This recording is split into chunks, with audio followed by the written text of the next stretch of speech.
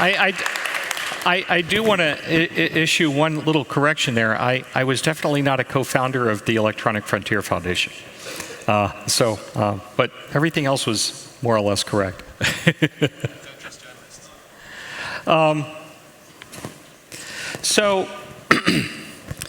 I've always considered cryptography to be a very political technology. During World War II, the Allies developed in secret the ability to break the German and Japanese codes. Perhaps some of you have seen the film The Imitation Game. The work at Bletchley Park was carried on in extreme secrecy, and it enabled us to shorten the war by a couple of years and save millions of lives. The Battle of Midway was determined by the United States being able to break the Japanese codes. They also worked on the Japanese codes at Bletchley Park. And that was a turning point in the naval warfare of World War II. The Japanese had intended to sort of ambush the US Pacific forces, and the reverse happened, and the Japanese lost several aircraft carriers. And that was because of the cryptanalytic skills of the Americans, and I imagine the British helped as well. And so the attitudes toward cryptography that the Allied countries developed, that they formed their opinions about whether it was okay to export strong cryptography, was shaped dramatically by the successes they had in World War II. They shortened the war, saved millions of lives, and so who could argue with that? And they were right at that time, in that context, in that decade. But if you fast forward several decades later, the internet arrived. And when the internet arrived, it became important for the rest of us to have access to strong cryptography. And so it was time to update those policies. But they weren't ready to let go. They had export controls in the United States. The British had both export and domestic controls. The US didn't have domestic controls, but the FBI was attempting to implement domestic controls with the Clipper chip. And the French had only domestic controls. And we had to fight for having access to strong cryptography both domestically and to break the export controls for the entire decade of the 1990s. This is commonly known as the crypto wars, the decade of the crypto wars. And we did prevail. During that decade, I had a kind of a strongly personal experience with it, because that was the decade where I had the 3-year criminal investigation that tried to put me in prison for developing PGP, or more to the point, exporting PGP. And so for 3 years, they tried to put me in prison. The federal mandatory sentencing guidelines for breaking the Arms Export Control Act was 41 months to 51 months in a federal prison. And I was pretty sure I was going to prison because I knew I was guilty. I couldn't say anything in public. I certainly didn't want anyone to, I didn't want to give the prosecutor any ammunition. So I tended to focus my conversations public conversations about cryptography to domestically in the US. I said that I wanted it to be used domestically in the US to help grassroots political organizations organize without government surveillance, without the US government intercepting. Of course, the reality was that I had developed this to be used all around the world by human rights activists and protect people from their own governments, especially autocratic governments. And so, but I couldn't talk about that. I couldn't say the quiet part out loud. I had to keep that to myself for the duration of the criminal investigation. And so that's how I conducted my participation in public discourse and debates about the subject. But one thing that was a common thread at that time was that if as a matter of civic hygiene, you have to be concerned that you might have an election that elects somebody who might become an autocrat. And that if you want to organize politically to regain the democracy that slips away from you in an election, then you need to be able to have private communications. And it was always kind of a hypothetical case back in the 90s when I was debating it with people. But now, today, it's not so hypothetical. As we look around, we see democracies all over the place collapsing into autocracies. Viktor Orban has turned Hungary into an autocracy, effectively. It's difficult to have an election in Hungary that has any other outcome except keeping him in power. He has seized control of the press, of the election apparatus, of all kinds of civil society's institutions, of academia, of just everywhere you turn. They don't have the independent judiciary that is necessary for a liberal democracy. They used to have, but now they don't. And we saw things moving in this direction in Poland. And there's an encouraging sign in the past week where there was an election in Poland that took a step back from that. Now, they're not out of the woods yet, but they have slowed down their movement in the direction of an autocracy, and they've even taken a little bit of a step back. And so maybe there's hope there that they'll be able to restore the democracy that they enjoyed before. Italy, elected, I think it was the granddaughter of Mussolini. There's this irresistible urge that populist voter movements to elect fascists.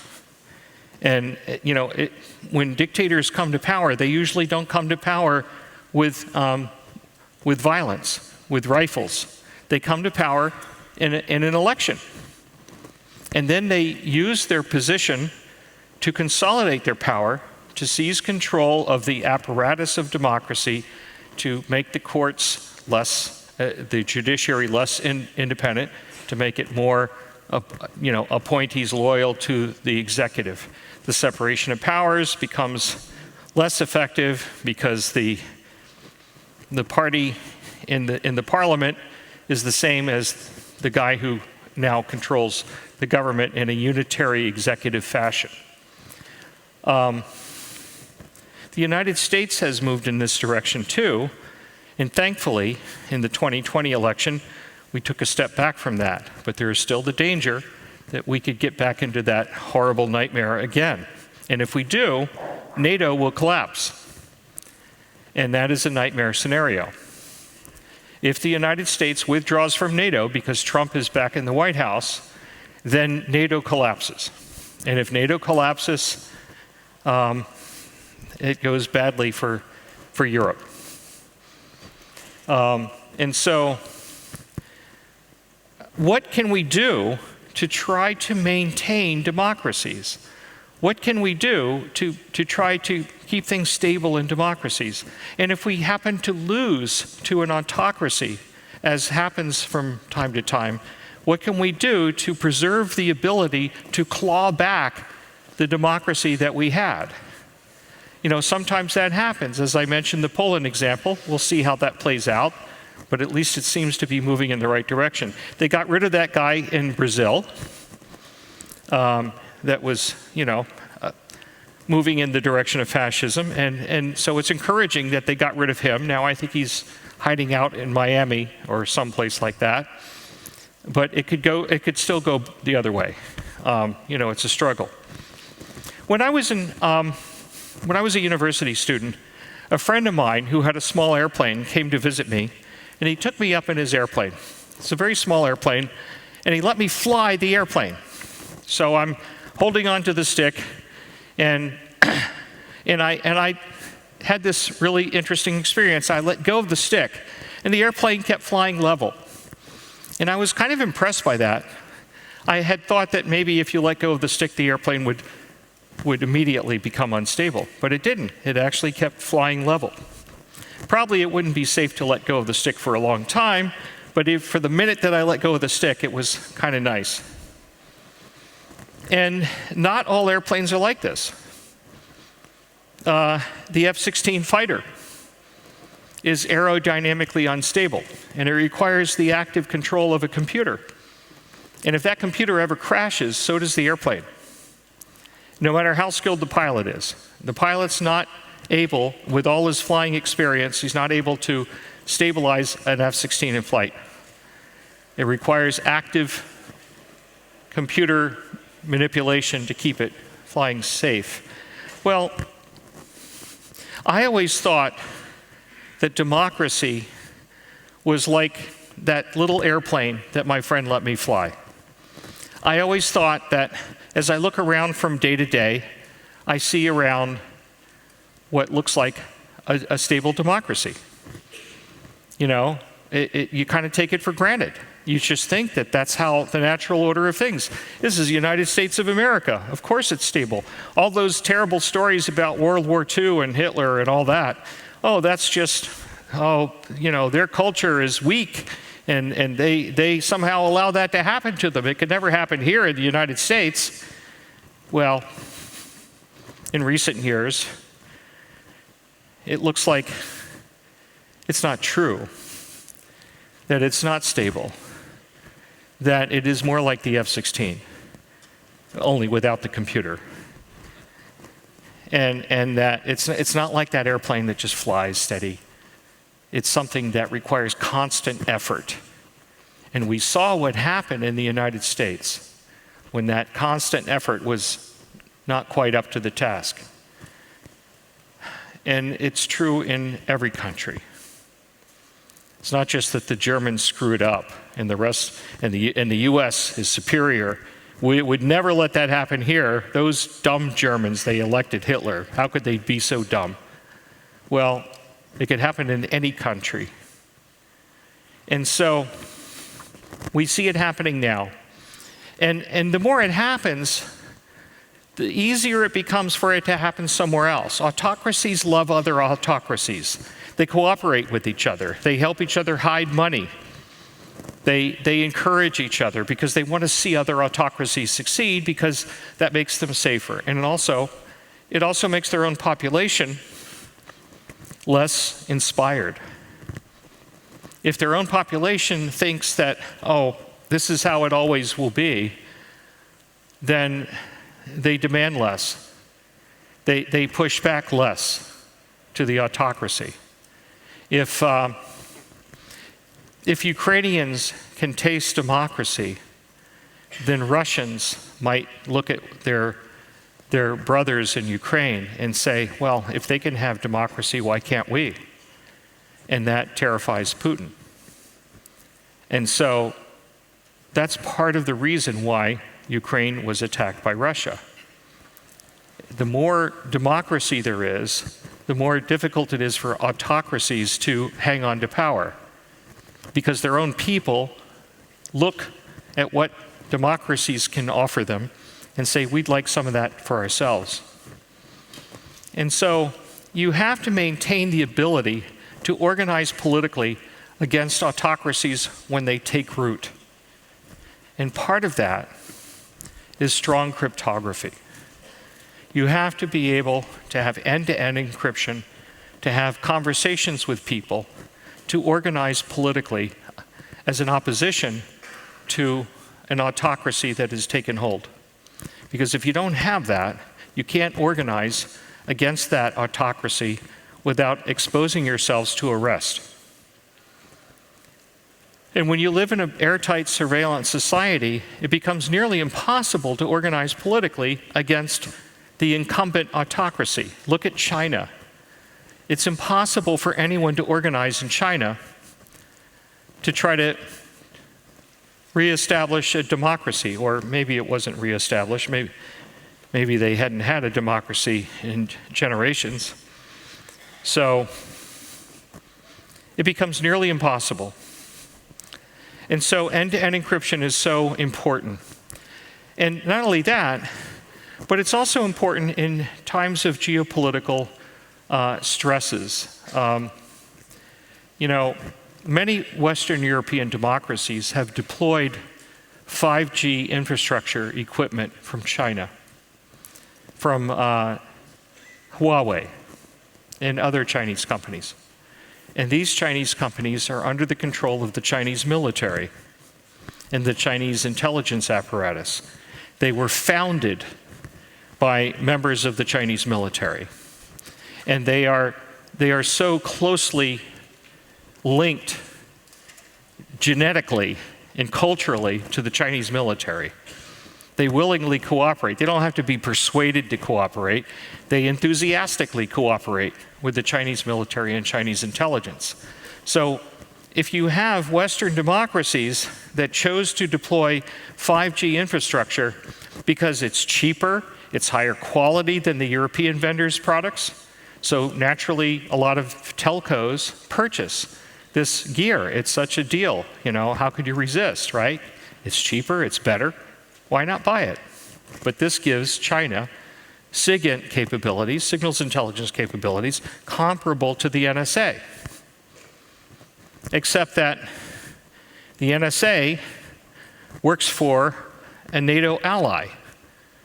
And, there's a difference between having your nationwide communications network under the control of a potential adversary or under the control of an ally.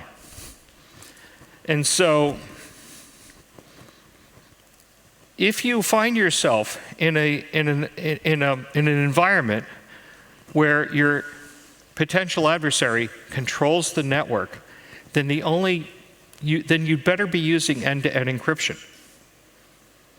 The first time I visited Ukraine was in about 15 years ago. And I talked with some Ukrainian military guy, and he said that, I asked him, what happens if Russia attacks you? And he said, we wouldn't have much chance. Our combat radios, our battlefield radios, were made in Russia. So Russia controls all of our tactical and strategic communication in our country. They operate the cell towers that we use for our mobile phone network. Russia controls that. Our battlefield radios that our military carries was made in Russia. We would have no chance against Russia. This was 15 years ago. Well, it appears that things have changed in Ukraine. Thank God. But what if that same thing happens in European countries? What if in European countries you have a 5G infrastructure that's controlled by China? Well, the first thing you should do is get rid of that 5G infrastructure and purchase that 5G equipment from European vendors. But if you can't do that, if that's too high inertia and it just takes you too long to do that, then start using end-to-end encryption right away because of national security. It's for your national security. Too often we see the debate framed in terms of law enforcement. Law enforcement doesn't like end-to-end encryption. In recent years, we've seen a pushback from the Five Eyes, from Australia, New Zealand, the United States, Canada, and the UK, saying we don't want end-to-end encryption anymore. We want to have backdoors for it. Well, that's largely coming from law enforcement. And law enforcement has a particular job to do, and they're only thinking about their own job. But part of the NSA's job is to protect American government communications, and indirectly, the communications of the civil sector as well. they try, there was a time when they were involved with making recommendations about crypto standards. Before 9/11, they were involved with the advanced encryption standard, which was a competition between different submissions to choose a block cipher, and they ended up choosing a cipher from Belgium. But that was before 9/11. At 9/11, the White House directed the NSA to do everything possible to improve their signals intelligence capabilities no matter what. And so they started doing morally questionable things. And that's why Snowden blew the whistle.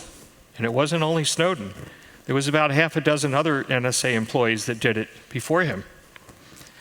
And the reason why they did it is because they saw morally questionable behaviors in NSA.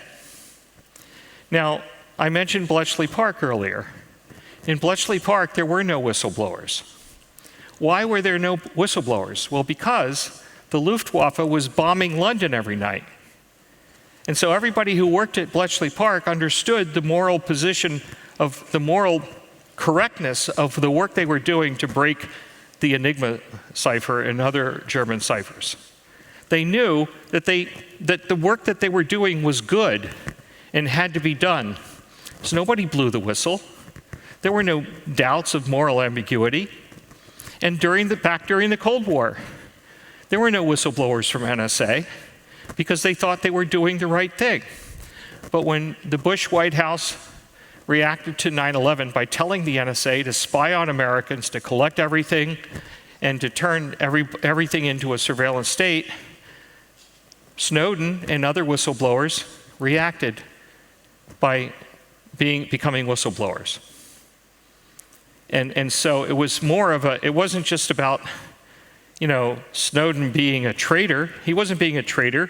He was doing what he thought was right because of the behavior of the NSA had shifted. And so I think that there's a strong national security argument to be made in favor of end-to-end encryption. That this is more important than giving the FBI some extra capabilities to solving crimes. You may recall that many years ago, Apple and the FBI had a confrontation over the FBI was wanting to get inside of an iPhone that was used by some terrorist who became a shooter in I think it was in a school or something. And Apple prevailed in court.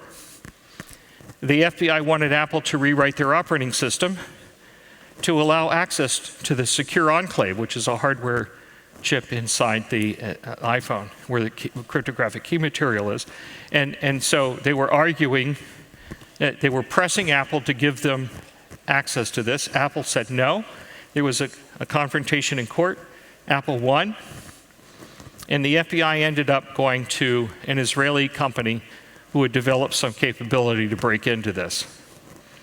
Now, if they'd gone to the NSA, they could have gotten the NSA to help them because the NSA already had some capabilities of breaking into the Apple iPhone at that time. But Apple reacted to that by upping their game. Once they understood that there was some kind of unknown vulnerability that was being exploited by this Israeli company, they tried to tighten things down with their hardware secure enclave. But going back to the struggle that happened in the courtroom between the FBI and Apple, if Apple had not prevailed in that court struggle, if they were forced to comply with the FBI, if they were forced to comply with the court ordering them to do what the FBI asked them to do, there were a number of Apple engineers that would have been asked by their employer to write software in compliance with this. Those Apple engineers threatened to quit. They said, even if Apple loses in court, we will quit. Now, I'm pretty sure that the culture that Silicon Valley had for their engineers who worked in the security arena, I'm sure that that culture doesn't exist in China. There are no Huawei engineers who would say that we're going to quit our job rather than help the Chinese government. That's just, that doesn't happen in China. And if it did, they would probably lose their jobs or worse. And so, you know, there's a kind of cynicism that just all American technology companies would comply with the government. But it's not quite true. Given enough pressure, they can be forced to comply, but their culture pushes back against it. Looks like I'm running out of time here. Anyway, I think that there's a national security argument in favor of end-to-end encryption. We're so used to hearing the arguments about individual liberty and privacy. Of course, we always have that. We always have that. That's always a good reason.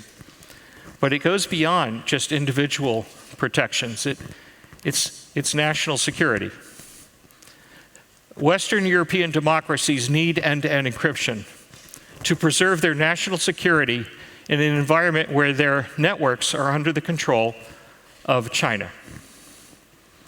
And you should be making that point to your own government, wherever you live. Because, I mean, I don't know, how many people here are from Switzerland? Okay, so it looks like about half. So Switzerland, you know, wants to protect themselves, their armed neutrality. They need to enable end-to-end encryption. Switzerland is not one of the countries demanding a rollback of end-to-end encryption. But the ones that are need to think of their own national security. So anyway, I'm not sure this is, I usually have a lot more than this to say, but I think I'm out of time here. We've always used the personal privacy angle in our debates, but I think we also have to use what's good for the whole of society, what's good for our collective national security. And we can't let this cancer spread of democracies collapsing into autocracies. We have to do everything we can to be able to fight back against the autocracies as they spread and restore them to democracies. And we need to have end-to-end encryption to do that. If we don't, then political opposition can be crushed by the autocracy. Anyway, that's out of time.